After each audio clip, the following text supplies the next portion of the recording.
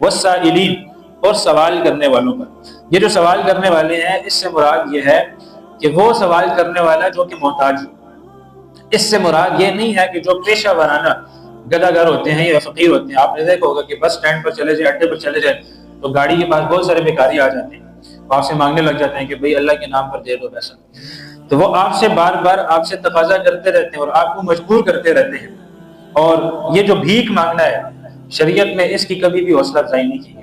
اسلام میں یہ چیز بڑی ممنوع اور ناپسندیدہ ہے، بلکہ صحیح بخاری کی روایت ہے، اس میں اللہ کے نبی صلی اللہ علیہ وسلم نے فرمایا ما يزال الرجل يسأل الناس حتى يأتي يوم القيامة وليس في وجهه مزعة لحم، کہ ایک شخص ہے جو مستقل لوگوں سے سوال کرتا رہتا ہے، مستقل لوگوں کے سامنے ہاتھ پھیلا کر چلتا رہتا ہے، پھرتا رہتا ہے، بھیک مانگتا رہتا ہے۔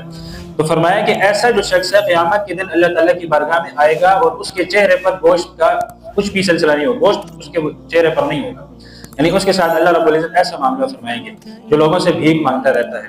تو اب یہ مرض اتنا بڑھ چکا ہے کہ لوگ مسجدوں میں بھی آ کر سوال کرنا شروع کر دیتے ہیں۔ لوگ مسجدوں میں آتے ہیں، کہتے ہیں کہ جی ہمیں یہ ہماری فلاں مجبوری ہے۔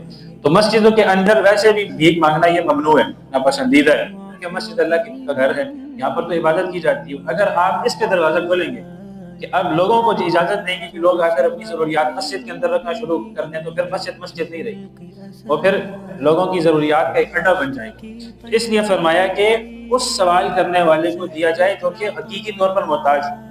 یہ جو پیشہ ورانہ گدہ گر ہوتے ہیں، فقیر ہوتے ہیں، بھکاری ہوتے ہیں، ان کو نہیں دینا چاہیے، ان کی بلکہ حوصلہ شکنی کرنی چاہیے۔ آ جائے تو آپ ان کو بگا دیں کہ جی آپ کیوں مانگ رہے ہو، اصل جو مستحق ہے اس تک پہنچانا چاہیے۔